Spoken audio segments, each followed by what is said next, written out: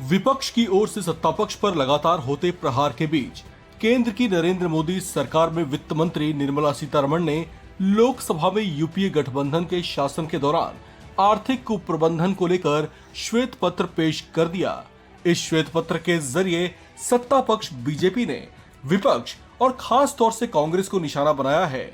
इस श्वेत पत्र के जरिए सरकार ने एक तरह से तब की और अब के शासन के बीच फर्क बताने की कोशिश की है। केंद्रीय वित्त मंत्री निर्मला सीतारमण की ओर से पेश श्वेत पत्र में देश में पूर्व की यूपीए सरकार के दौरान आर्थिक कुप्रबंधन, भारत की तत्कालीन आर्थिक बदहाली और अर्थव्यवस्था पर इसके नकारात्मक प्रभावों के बारे में विस्तार से बताया गया है। साथ ही साथ इसमें ऐसे कदमों के बारे में भी विस्तार से बताया गया है जो उठाए जाते तो परिणाम ज्यादा सकारात्मक हो सकते थे।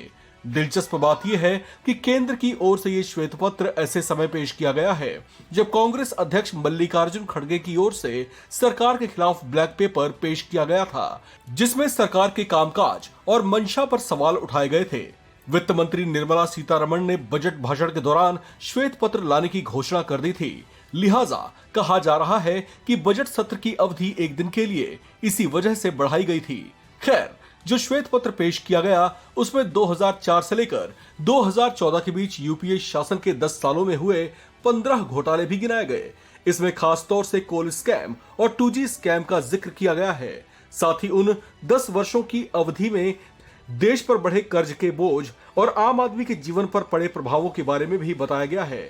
इस श्वेत पत्र में खास तौर से इस बात को भी हाईलाइट किया गया है कि उस दौरान देश का डिफेंस सेक्टर भी खासा कमजोर हुआ था।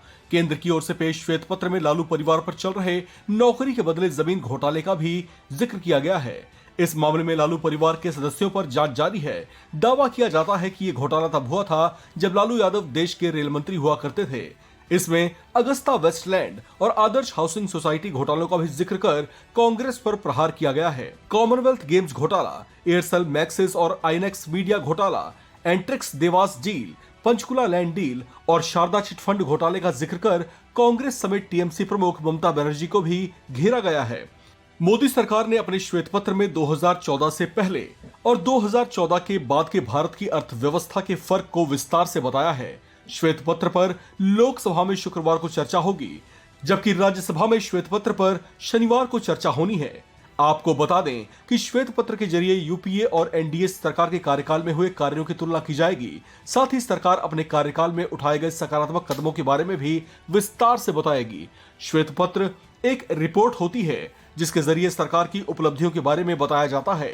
श्वेत पत्र में शामिल दस्तावेज कई रंगों में होते हैं। इन्हीं रंगों के हिसाब से दस्तावेजों का विवरण किया जाता है।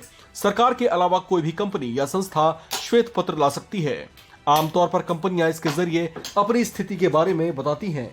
इससे कंपनी के ग्राहकों और उत्पादों के बारे में विस्तृत जानकारी भी मिलती है। रिपोर्ट्स के अनुसार साल 1922 में ब्रिटेन में पहली बार श्वेत पत्र लाया गया था। इस खबर में फिलहाल इतना ही। बाकी अपडेट्स के लिए आप बने रहिए वन इंडिया हिंदी के साथ।